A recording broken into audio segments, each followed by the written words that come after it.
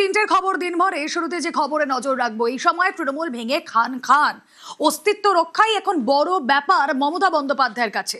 অস্তিত্ব রক্ষায় তার পরবর্তী পদক্ষেপ কি হবে, তার তৈরি দল তা তো ভেঙে খান খান হয়ে গিয়েছে। নব তৃণমূল শুরু হয়েছে। এবার অস্তিত্ব রক্ষায় সোনিয়া গান্ধীর দ্বারস্থ মমতা বন্দ্যোপাধ্যায়, যেটা কিনা খুবই গুরুত্বপূর্ণ। দিল্লিতে সোনিয়া গান্ধী মমতা বন্দ্যোপাধ্যায় বৈঠক হয়েছে। তৃণমূলের ভাঙন নিয়ে বৈঠকে দীর্ঘ আলোচনা। তাদের একটাই মোটো, বিজেপিকে ঠেকাতে হবে। তাই বিজেপিকে ঠেকাতে সবাইকে এক হয়ে কাজ করতে হবে। সোনিয়া গান্ধী বার্তাও দিয়েছেন। তাহলে কি এবার কংগ্রেসের সঙ্গে হাত মিলিয়ে কাজ করতে পারে টিএমসি? মমতা বন্দ্যোপাধ্যায়কে কি প্রস্তাব সোনিয়া গান্ধীর? এই বিষয়ে আরো বিস্তারিত জানি। প্রতিনিধি এই মুহূর্তে রয়েছেন নেটওয়ার্ক 18 এর সিনিয়র এডিটর পল্লবী ঘোষ। পল্লবী, 1.5 ঘন্টার কথাবার্তা হয়েছে সোনিয়া গান্ধী, মমতা ব্যানার্জি আর অভিষেক বন্দ্যোপাধ্যায় আর রাহুল গান্ধীর মধ্যে। আর যেটা আমার সোর্স আমাকে বলছে স্পষ্টভাবে যে কোনো মার্জারে বাত এখনো হয়নি। এই সময় খালি সোনিয়া গান্ধী মমতা বন্দ্যোপাধ্যায়ের কথা শুনে বললেন কি আমার সাথেও সেটা হয়েছিল। আমি যখন পার্টিতে প্রেসিডেন্ট হয়েছিলাম তখন আমার পার্টি থেকে অনেক লোকরা বেরিয়ে গেছিল, কিন্তু আমি লড়লাম আর আমাদেরও লড়তে হবে, আর তোমাকেও লড়তে হবে। কিন্তু উনি এই কথাটা প্রপোজালটা দিলেন কি আমরা দুজন কংগ্রেস বা তৃণমূল কংগ্রেস দুজন একসাথে মিলিয়ে লড়বে বিজেপির এগেইনস্টে, তাকে বিজেপি জিততে না পারে।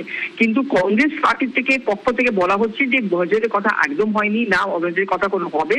আর এই জন্যে এইসব কথা যে মার্জারের হচ্ছে এই সময় বলা একদম ভুল।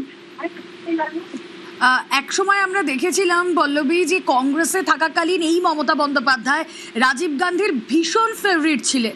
তারপর যখন তিনি 98-এ কংগ্রেস ভেঙে তৃণমূল গড়লেন, তারপরে আমরা দেখেছিলাম এই রাজ্যে ওয়েস্ট বেঙ্গলে মমতা বন্দ্যোপাধ্যায়ের সঙ্গে কংগ্রেসের একটা লড়াই এবং সেখানে একটা শত্রুতা তৈরি যেন হয়েছিল। অনেক সময় রাহুল গান্ধীর সঙ্গেও আমরা মত পার্থক্য হতে দেখেছিলাম। সেই সমস্ত কিছু সরিয়ে রেখে মমতা বন্দ্যোপাধ্যায়ের ঘরে ফেরা, মানে আবারও সেই কংগ্রেসে ফেরা, কতটা সম্ভব? আমার মনে হয় একদম মুশকিল। কেন কংগ্রেসের বক্তব্য হচ্ছে যে এই মুহূর্তে যদি তৃণমূল কংগ্রেস ঘরে ফেরত আসে বা কংগ্রেস আর তৃণমূল কংগ্রেসের মধ্যে যদি মার্জার যদি হয়, সবথেকে নুকসান হবে এটাই কংগ্রেস পার্টিকে নিয়ে। কেন একটা মাইনরিটি ভোট ব্যাংকের ব্যাপার আছে, যে কংগ্রেস যে কাডার আছে, ওয়ার্কার আছে যারা গ্রাউন্ডে, যদি মুর্শিদাবাদ, দিনাজপুর, মালদার কথা বলি, ওরা এইসব জিনিস নিয়ে খুব খুশি হবে না। এই জন্য কংগ্রেসের বক্তব্য হচ্ছে যে এই সময় আমাদের সঙ্গে সব থেকে ভালো সময়। কেন তৃণমূল কংগ্রেস ডাউন আছে, বিজেপির সরকার আছে ওখানটায়, আর আমরা এই 5 বছর ধরে কংগ্রেস পার্টি নিজেকে স্ট্রং করার চেষ্টা করতে পারি। এই জন্য কংগ্রেসের সোর্সেসরা আমাকে বারবার বলছে কি মার্জারের কথা হতেই পারে না। হ্যাঁ, সোনিয়া গান্ধী সাপোর্ট দিয়েছে, কেন সোনিয়া গান্ধী আর মমতা বন্দ্যোপাধ্যায় মাঝখানে খুব ভালো রিলেশনশিপ চিরকাল থেকে ছিল। বাট আমরা দেখেছি জাতীয় কংগ্রেসে সেখানে মমতা বন্দ্যোপাধ্যায়ের সঙ্গে খুব ভালো সম্পর্ক থাকলেও যদি আমরা বেঙ্গল পার্সপেক্টিভে দেখি পল্লবী, বেঙ্গল কংগ্রেসের সঙ্গে কিন্তু মমতা বন্দ্যোপাধ্যায়ের বারে নানা রকম আর কি কথা কাটাকাটি হয়েছে। সেখানে দাঁড়িয়ে বেঙ্গল কংগ্রেসের কাছে কতটা অ্যাকসেপ্টেন্স থাকবে মমতা বন্দ্যোপাধ্যায় যদি কংগ্রেসে ফেরেন? আপনি যদি একটা জিনিস নোটিস করেন, অধীর রঞ্জন চৌধুরী যখন বেঙ্গল কংগ্রেসের প্রেসিডেন্ট ছিলেন তখন সব থেকে বেশি ঝগড়া হতো। কেন অধীর রঞ্জন চৌধুরীর পলিটিক্সটা হচ্ছে অ্যান্টি মমতা বন্দ্যোপাধ্যায়। সেটা কিন্তু তৃণমূল কংগ্রেসকে কোনোদিন পছন্দ ছিল না। এই সময় একটা ফিডব্যাক দেওয়া হয়েছিল কংগ্রেস পার্টিকে, যে তোমরা যদি অধীর রঞ্জন চৌধুরীকে সরিয়ে দেওয়া কংগ্রেস প্রেসিডেন্ট, তাহলে আমরা তোমাদের সাথে কথাবার্তা করতে পারি। আর সেটা কিন্তু হয়েছিল। অধীর রঞ্জন চৌধুরীকে সরিয়ে দিয়ে এমন একটা লোককে বানানো হলো কংগ্রেস প্রেসিডেন্ট যাকে একটু প্রো মমতা মনে করা হয়। আর এই জন্য পার্টিটা কোনোদিন বড় হয়ে বেরোতে পারেনি। এই জন্য অনেক একটা গ্রুপ আছে কংগ্রেসের মধ্যে যারা ভাবে যে আবার যদি অধীর রঞ্জন চৌধুরীকে আমরা ফেরত নিয়ে আসি অ্যাজ কংগ্রেস প্রেসিডেন্ট, তাহলে কংগ্রেস কিন্তু আবার ডেভেলপ করতে পারে, কংগ্রেস আপনি পুরোনো পজিশনটা আবার নিতে পারে। কিন্তু কি রাহুল গান্ধী, সোনিয়া গান্ধী এটার জন্য এগ্রি হবে? কি ওরা মনে করে হয় যে এখন আমাদের তৃণমূল কংগ্রেসের আগেন্স্ট লড়াই লড়তে হবে? এইটা যদি হয় তাহলে হয়তো ওরা অধীর রঞ্জন চৌধুরীকে ফেরত আনতে চাইবে না। দ্য লাস্ট কোয়েশ্চেন, বিরোধী জোট আইএনডিআইএ যদি মমতা বন্দ্যোপাধ্যায় কংগ্রেসে ফেরেন, তাহলে এই আইএনডিআইএ জোটের হাত কতটা শক্ত হবে? কংগ্রেস পার্টির হবে। এবার আমি যখন ইন্ডিয়া ব্লকের মিটিংটা দেখছিলাম, ওই সময় আমি প্রথমবার অনেকদিন পরে নোটিস করলাম যে মমতা ব্যানার্জির যে প্রথম একটা পজিশন ছিল যখন ইন্ডিয়া ব্লকটা তৈরি হয়েছিল, ওটা তখন ভীষণ স্ট্রং ছিল। তখন ও মুখ্যমন্ত্রী ছিলেন, পার্টিও সব একসাথে ছিল, সব থেকে বেশি এমপি ওদের ছিল পার্লামেন্টে, এমএলএ তো ছিলই। কিন্তু এইবার ও এমন দিনে এই মিছিলটা হচ্ছিল যেখান থেকে তৃণমূল কংগ্রেস থেকে অনেক লোকরা ছেড়ে চলে গেছে। তো একটা উইকেন্ড মমতা ব্যানার্জি যেটা আমরা দেখতে পারলাম। এই জন্য যদি কংগ্রেস পার্টি মমতা ব্যানার্জি বা তৃণমূল কংগ্রেস মার্জ করে, সেটা আমরা খালি একটা আর্গুমেন্ট হাইপোথেটিক্যালি বলছি, তাহলে এই মুহূর্তে ধরে লাভটা কংগ্রেস পার্টির হবে, কংগ্রেস পজিশনটা স্ট্রং হবে। Thank you so much. আমরা কথা বলছিলাম নেটওয়ার্ক 18 এর সিনিয়র এডিটর পল্লবী ঘোষ ছিলেন আমাদের সঙ্গে। মমতা বন্দ্যোপাধ্যায় দর্শন পথে গেলেন, সোনিয়া গান্ধীর সঙ্গে দীর্ঘ বৈঠক করলেন, এবং কখন সেই বৈঠক হচ্ছে, যখন পালাবদল হয়ে গিয়েছে পশ্চিমবঙ্গে, আর যখন আমরা দেখছি কংগ্রেস নেত্রীর কাছে মমতা বন্দ্যোপাধ্যায় গিয়ে এই ভরাডুবির পর তার অস্তিত্ব রক্ষা নিয়ে কথা বলছেন।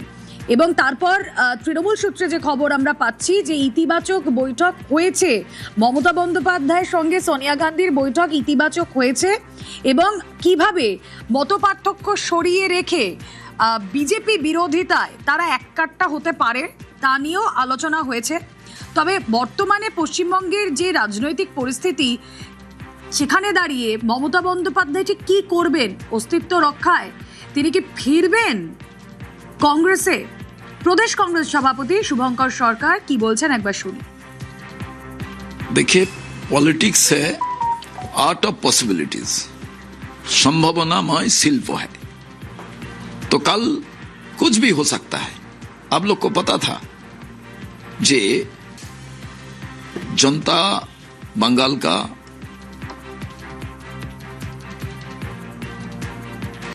দেখুন এই মুহূর্তে যে সিচুয়েশন, বিধানসভা নির্বাচনের পরাজয়ের পর একের পর এক ধাক্কা খাচ্ছে তৃণমূল, পরিষদীয় দলের পর সংসদীয় দল, সেখানেও ভাঙন।